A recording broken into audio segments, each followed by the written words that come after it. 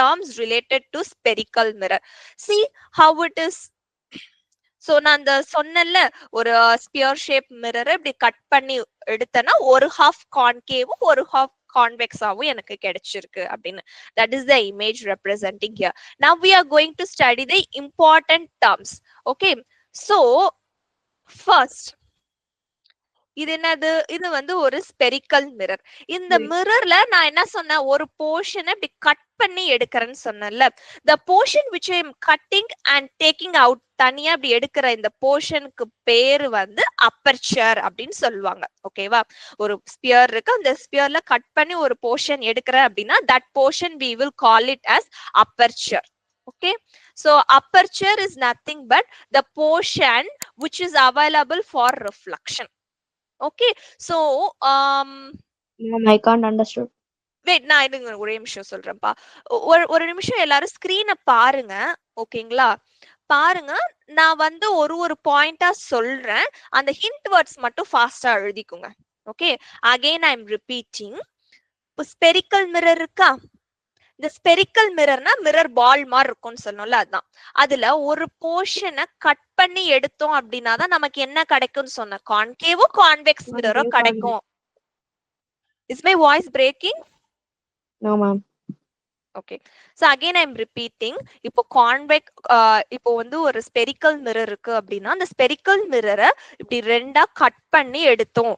அதுல ஒரு போர்ஷன் வந்து உங்களுக்கு என்னவா கிடைக்க போகுது, கான்கேவ் மிரராவும், அனதர் போர்ஷன் கான்வெக்ஸ் மிரராவும் கிடைக்கும்னு சொன்னேன்.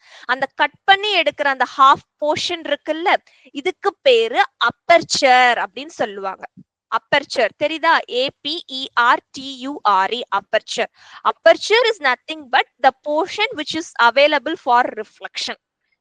கட் பண்ணி எடுத்தேன், இந்த கட் பண்ணி எடுத்த ஹாஃப் போர்ஷன், இந்த போர்ஷன் தானே இப்ப நான் ரிஃப்ளெக்ஷன் பர்பஸ்க்கு யூஸ் பண்றேன். அப்ப இதுக்கு பேரு aperture, the portion which is available for reflection. Clear? Yes, ma'am. Okay, so aperture means a portion which is available for reflection. Cut பண்ணி எடுத்த அந்த half, அந்த portion which is available for reflecting purpose தான் நான் apertureன்னு சொல்றேன். இப்ப இந்த mirror, இப்ப எனக்கு இது தேவையில்லை. ஓகேங்களா? இப்ப கட் பண்ணி எடுத்த போர்ஷன் தான் எனக்கு வேணும். இந்த கட் பண்ணி எடுத்த போர்ஷனுக்கு பேர் தான் என்னது? this portion, this complete portion aperture. Aperture means a portion which is available for reflection. Okay, now இப்போ இது பார்த்தோம் அப்படின்னா உங்க ஸ்பியர் கரெக்டா, ஸ்பெரிக்கல் மிரர், அவங்களோட சென்டர் பாயிண்ட வந்து கேபிட்டல் C, சென்டர் ஆஃப் கர்வேச்சர்னு சொல்லுவாங்க. Centre part of sphere note பண்ணிக்கோங்க. கேபிட்டல் Cன்றது centre of curvature, which we call it as centre part of sphere. அந்த ஸ்பியர் ஷேப்ல இருந்தது இல்ல மிரர், அதோட சென்டர் பாயிண்ட தான் capital C, centre of curvature அப்படின்னு சொல்லுவாங்க.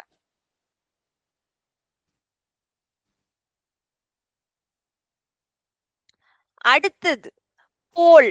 போல்னா என்ன அப்படின்னு பார்த்தோம்னா, நம்ம இந்த அப்பர்ச்சர் கட் பண்ணி எடுத்தோம்ல,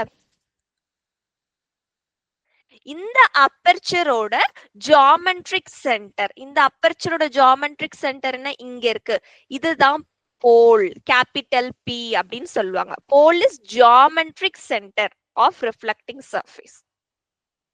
ஓகே, so many terms இருக்கும், நான் சொல்றது ஹிண்ட் வேர்ட் மட்டும் நோட் பண்ணிக்கோங்க. போல்னா என்ன? Geometric centre of reflecting surface. நம்ம அப்பர்ச்சர்ல கட் பண்ணி எடுத்ததுல அந்த ஜியோமெட்ரிக் சென்டர், இதுதான் போல், கேபிட்டல் P அப்படின்னு சொல்லுவாங்க. இது என்னது? கேபிட்டல் Cனா, கேபிட்டல் Cனா centre of curvature. Okay, centre of curvature. நம்ம அந்த ஸ்பெரிக்கல் மிரர் இருக்குல்ல, அதோட சென்டர் பார்ட். இப்போ ஓகே, the imaginary line நல்லா நோட் பண்ணிக்கோங்க. இப்போ வரைக்கும் நம்ம 3 டேர்ம் பார்த்தோம். அப்பர்ச்சர் பார்த்தோம், போல் பார்த்தோம், சென்டர் ஆஃப் கர்வேச்சர் பார்த்தோம்.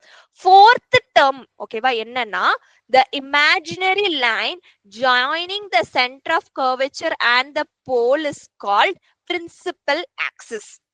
Very very very very important. ஓகேவா? very very very very important. Define principal axis. அடிக்கடி கேக்குற question.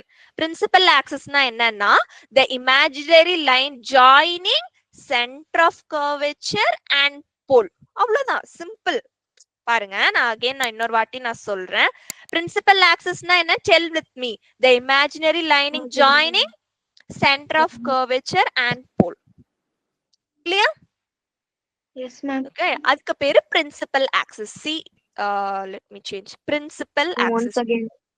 Okay, once again I will. Okay, principal Principal axis.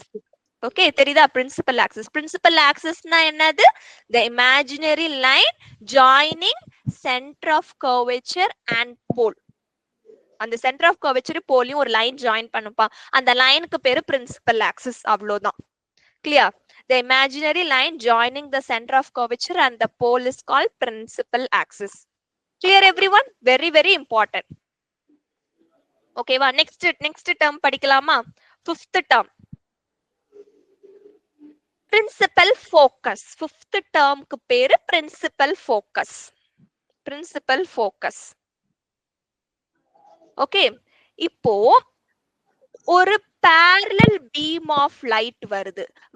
இது incident ray. மிரர்ல பட்ட உடனே என்ன நடக்கும்? What will happen? ஒரு incident ray மிரர்ல fall ஆனா என்ன நடக்கும்? Reflection நடக்கும்.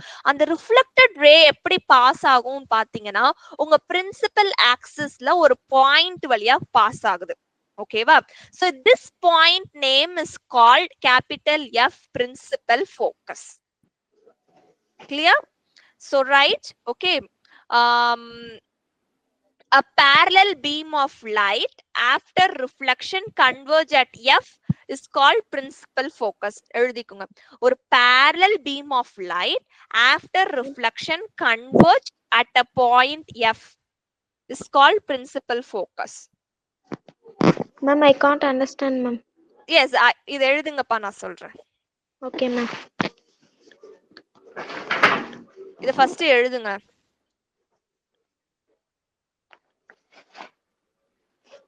The parallel beam after reflection converge at a point F. Note பண்ணியாச்சா?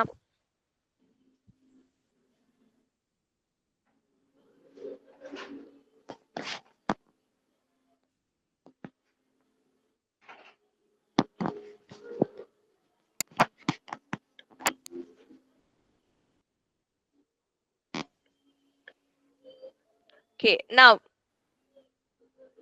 okay, அதாவது என்னன்னா, let me again show. See, ஒரு இன்சிடென்ட் ரே வருதுப்பா. ஓகேவா? ஒரு இன்சிடென்ட் ரே வருது. இன்சிடென்ட் ரே மிரர்ல ஃபால் ஆனா என்ன நடக்கும்? ரிஃப்ளெக்ஷன் அக்கர் ஆகும். கரெக்டா? அந்த reflected ray will pass through a point. ஓகேவா? அது என்ன பாயிண்ட்ல பாஸ் த்ரூ ஆகும்னா அதுக்கு பேரு தான் capital F, principal focus. Okay, again I am repeating. parallel beam சொல்றாங்க. ஒரு parallel ஒரு லைன் வருது, ஒரு ரே வருது. after falling on the mirror it will be reflection. அந்த reflected ray எப்படி பாஸ் ஆகுது? எது வழியா பாஸ் ஆகுது? it pass through a point called capital F. இந்த பாயிண்ட்க்கு பேரு தான் என்னது? capital F னா principal focus. Now clear everyone? அந்த reflected ray ஒரு பாயிண்ட்ல பாஸ் ஆகும். அந்த பாயிண்ட்க்கு பேரு principal focus. Clear? Okay. Okay, very good. Now, okay. Now, next இது வரைக்கும் 5 terms பார்த்தோமா? Last 6th term. ஓகேவா? Radius of curvature. இதுதான் last term. ஓகேவா? Radius of curvature ன்னு சொல்றோம். ஓகேவா? Again. இது என்னது? இது ஒரு ஸ்பியர். கரெக்டா? இது ஃபுல்லா நீங்க என்ன சொல்லுவீங்கப்பா? ஒரு ஸ்பியர்ல இந்த பார்ட் என்ன சொல்வீங்க? diameter. ஓகேவா? diameterல பாதி என்ன சொல்லுவீங்க? radius. அப்போ இப்போ இப்படி இருக்குன்னு வெச்சுக்கோங்க. இதுதானே நீங்க ரேடியஸ்னு சொல்லுவீங்க. Yes. ஓகேவா? இப்போ நம்ம கட் பண்ணி எடுத்தது எப்படி இருக்கு? இப்படிதானே நம்ம கட் பண்ணி எடுத்திருக்கோம் கான்கேவ் மிரருக்கு. Concave. இது centre of curvature. Let me draw clearly. இது center of curvature. இது pole. The center of curvature join பண்றது principal axis. ஓகேவா? அதுக்கப்புறம் ரே, ஒரு ரே parallel வந்தது அப்படின்னா இது எந்த பாயிண்ட் வழியா பாஸ் த்ரூ ஆகும்? Parallel ray after reflection passes through principal focus ma'am. Very good, principal focus. இது ஃபோக்கஸ் வழியா போகுது. ஓகேவா? இது வரைக்கும் தெரிஞ்சிச்சு. சோ நவ் இதுல எது ரேடியஸ்? சோ சென்டர் ஆஃப் கர்வச்சர்ல இருந்து போல் வரைக்கும் உள்ள டிஸ்டன்ஸ் நம்ம என்னன்னு சொல்லலாம்? ரேடியஸ்னு கூட சொல்லலாம். கரெக்டா? சென்டர் ஆஃப் கர்வேச்சரும் போலும் உள்ள டிஸ்டன்ஸ் என்னன்னு சொல்லலாம்? we can also tell radius. கரெக்டா? அப்போ r is equal to radius r is equal to, kindly note the next term. the focus க்கு போலுக்கு உள்ள distance we call it as focal length f. okay, write the next sixth term small f ன்னு போட்டுக்கோங்க. அதுக்கு பேரு focal length. ஓகேவா? focal length. focal length na the distance between f and p. focus க்கும் போலுக்கும் உள்ள distance we will call it as focal length. தெரியுதா? அந்த focus க்கும் போலுக்கும் உள்ள distance small f focal length ன்னு சொல்லுவோம். f and p. ஓகேவா? distance between f and p. clear? focal length na என்ன? the distance between f and p. focus and pole. yes. okay, அப்ப therefore எனக்கு ஒரு ரேடியஸ்ல எத்தனை focal length இருக்கும்னா 2f இருக்கும். இத நோட் பண்ணிக்கோங்க. radius is equal to 2f.